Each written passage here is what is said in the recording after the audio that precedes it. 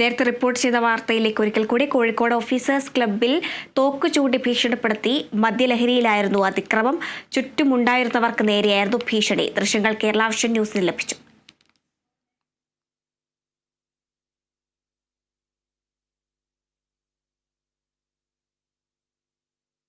വിവരങ്ങളുമായി റിയാസ് KMR ചെയ്യുന്നുണ്ട്. റിയാസ്, ഈ തോക്ക് ചൂണ്ടിയ വ്യക്തി ആരാണ്? അദ്ദേഹത്തിന്റെ കയ്യിലുണ്ടായിരുന്ന തോക്കിന് ലൈസൻസ് ഉണ്ടായിരുന്നു?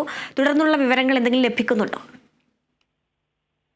ഫലിത, ഈ തോക്ക് ചൂണ്ടിയ വ്യക്തി അവിടെ തിരുത്തിയാടുള്ള ഓഫീസേഴ്സ് ക്ലബിലേക്ക് എത്തിയതാണ്. ഈ യുവാവാണ് അവിടെ ഉണ്ടായിരുന്ന മറ്റുള്ള ആളുകൾക്ക് നേരെ, ക്ലബ്ബ് മെമ്പർമാരായ ആളുകൾക്ക് നേരെ തോക്ക് ചൂണ്ടുന്ന ഒരു സാഹചര്യം ഉണ്ടായത്. ഇയാൾ KK വേണുഗോപാലിന്റെ മകനാണ് എന്നാണ് പലവട്ടം അവിടെ വിളിച്ചു പറയുന്ന ഒരു സാഹചര്യം ഉണ്ടായത്. മദ്യലഹരിയിലായിരുന്നു. കഴിഞ്ഞ ദിവസം, അതായത് മിനിഞ്ഞാന്ന് രാത്രി 10:45 കൂടിയായിരുന്നു ഈ സംഭവം ഉണ്ടായത്.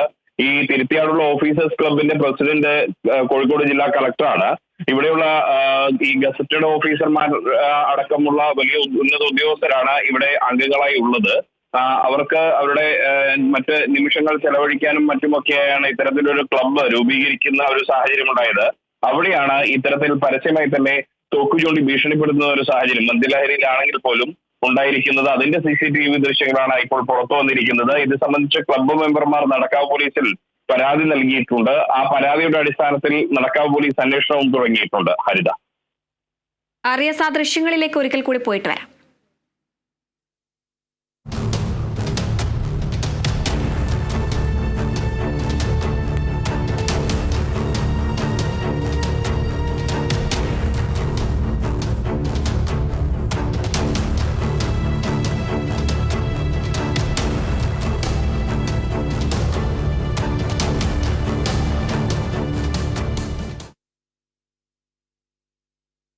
റിയാസ്, ഈ സംഭവവുമായി ബന്ധപ്പെട്ട ഇനി പോലീസിന്റെ കൂടുതൽ കാര്യങ്ങൾ എങ്ങനെയായിരിക്കും?